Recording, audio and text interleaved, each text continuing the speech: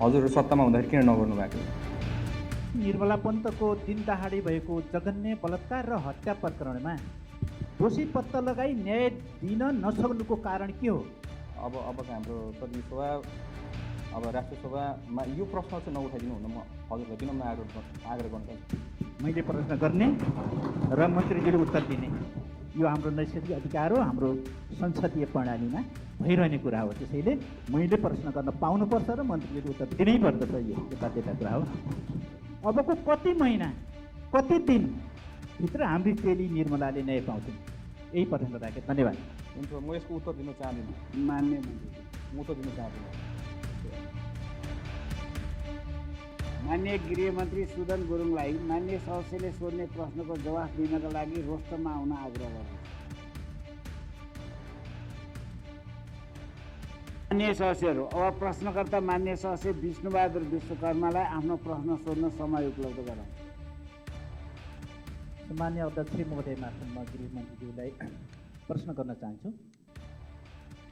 कञ्चनपुरकी निर्मला पन्तको दिन दहाडी भएको जघन्य बलात्कार र हत्या प्रकरणमा लामो समय बितिसक्दा पनि सरकारले दोषी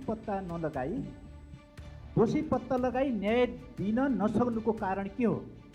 यो राज्य संयन्त्रको असक्षमता हो कि कारबाही गर्न नचाहेको उदासीनता हो? सरकारले हाम्रो चेली निर्मलालाई कहिलेसम्म न्याय दिलाउँछ स्पष्ट पार्न म माग गर्दछु। धन्यवाद। सरकार शान्ति सुरक्षा कायम गर्नका लागि निरन्तर लागिरहेको छ। यो गृह मन्त्रालयको मुख्य विषय समेत भएकोले देशमा हुने हत्या, हिंसा, बलात्कार लगायतका अपराधहरूको अनुसन्धान हामीले चरणबद्ध रूपमा गरिरहेका छौँ र माननीयज्यूले उठाउनु भएको विषय एकदमै सेन्सिटिभ छ। यो प्रश्न म हजुरलाई पनि गर्न चाहन्छु। हजुर सत्तामा हुँदाखेरि किन नगर्नु भएको? र अहिले हामीलाई आएर त्यो भारी पकाउँदै गर्दाखेरि म माननीयज्यूलाई के एउटा आग्रह गर्न चाहेँ भन्दाखेरि यो एकदम सेन्सिटिभ विषय हो। यो सेन्सिटिभ विषयलाई हामीले जहिले पनि त्यो एउटा आमाको घाउलाई कोटाको गर्ने हो कि सदनको मार्फतबाट उहाँलाई पीडा दिइराख्ने हो कि यसमा चरणबद्ध रूपमा चाहिँ सूक्ष्म तरिकाले अनुसन्धान गरेर यसको रिजल्ट दिने हो। तपाईँ कोही मान्छे बित्दै गर्दाखेरि तपाईँलाई दिनका दिन सम्झाउँदाखेरि तपाईँको राष्ट्रिय स्तरबाट सम्झाउँदै तपाईँलाई मजा आउँछ होला त? तपाईँलाई मनमा शान्ति हुन्छ होला त? यो पनि म हजुरलाई प्रश्न गर्न चाहन्छु। र यसमा म धेरै कुरा बोल्न सक्दिनँ, बोल्दा उचित हुँदैन होला जस्तो लाग्छ। यो अनुसन्धानको विषय हो र यसमा चाहिँ हामीले सूक्ष्म तरिकाले अनुसन्धान गरिरहेछौँ र यसलाई चाहिँ म सम्पूर्ण माननीयज्यूहरूलाई यसलाई चाहिँ अबका हाम्रो प्रतिनिधि सभा अब राष्ट्र सभामा यो प्रश्न चाहिँ नउठाइदिनु हुन म हजुरलाई विनम्र आग्रह गर्न चाहन्छु। कुनै छ भने यस्तो विषय छ भने मलाई व्यक्तिगत रूपमा आएर सोध्नु होला। माननीय मन्त्रीज्यू यो के भइरहेछ कसो छ भनेर सोद्धाखेरि पनि फरक पर्दैन। यसको उत्तर मसँग छ। तर मैले जहिले पनि यसरी गरेर एउटा आमाको पीडामाथि चाहिँ मलम लाउनुको साटो चाहिँ बारम्बार यहाँ सदनमा बसेर चाहिँ उहाँको छोरीको सम्झनालाई कोटाइराख्न चाहिँ मेरो नैतिकताले चाहिँ दिँदैन। त्यही भएर मान्छु माफ पनि माग्न चाहन्छु। यसको बारेमा मैले राम्रोसित उत्तर दिन सक्दिनँ होला। तर हजुरले एकछिनपछि मलाई सोद्धाखेरि म यसको बारेमा विस्तृत जानकारी दिन सक्छु। सबै माननीयज्यूहरूलाई रिक्वेस्ट गरिएको थिएँ। हजुर अर्को कुरा चाहिँ माननीयज्यूले उठाउनु भएको त्यसै गरी हाम्रो बेरोजगारी र गरिबीका कारणले युवामा बढिरहेको चरम निराशा जसले गर्दा हाम्रो मान्य मन्त्रीज्यू एकछिन अर्को प्रश्न आएको छैन, पालो आउँदैछ। पूरक प्रश्न सोध्न चाहनुभयो भने विषयमा केन्द्रित रही पूरक प्रश्न सोध्न समय उपलब्ध गर्नु।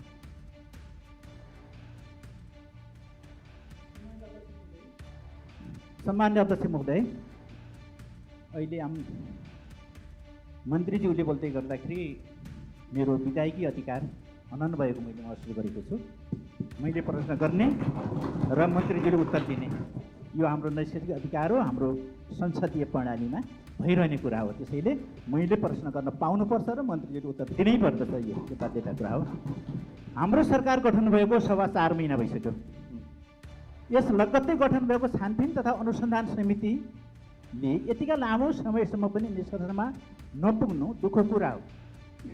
अबको कति महिना कति दिनभित्र हाम्री चेली निर्मलाले न्याय पाउँछन्?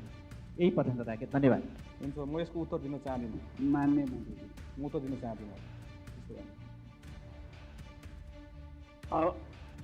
मान्य सदस्यहरू, प्रश्नकर्ता मान्य सदस्य विष्णुबहादुर विश्वकर्मा अर्को प्रश्न सोध्ने समय उपलब्ध गर्नु। सम्मान्य अध्यक्ष महोदय,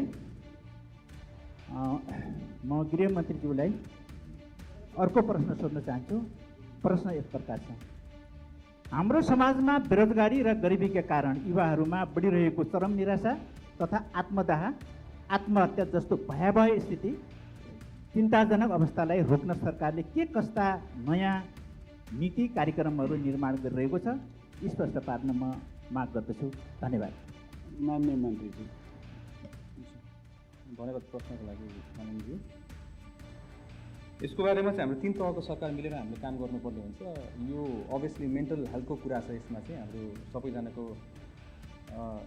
अहिले धेरै हाम्रो देशले धेरै कुरा भोगेर आएको छौँ हामीले। त्यही भएर अहिले चाहिँ अब युवा माझमा पनि अहिले त्यही अनुसारको तपाईँको मेन्टल हेल्थमा अलिकति दबाव पनि सृजना भएको छ, त्यही अनुसारमा निराशा पनि सृजना भएको छ। यसको लागि हामीले 3 तहको सरकार मिलेर हामीले 3 तहको सरकारहरू मिलेर समन्वय गरेर यसमा हामीले एउटा प्लानिङ गरिरहेछौँ। सहकार्य पनि उहाँहरूसँग जारी नै छ र हामीले एउटा हेल्पलाइन पनि राखेका छौँ 1166 यसमा टेलिफोन पनि गरेर हाम्रो यसमा आत्महत्या रोकथामको हेल्पलाइन भनेर हामीले राखेका छौँ। यो 1166 हामीले कल गरेर 24 घन्टा यो सुविधा उपलब्ध पनि छ। त्यसको लागि हामीले तयारी पनि गरेको छौँ। हजुर सत्तामा हुँदाखेरि किन नगर्नु भएको?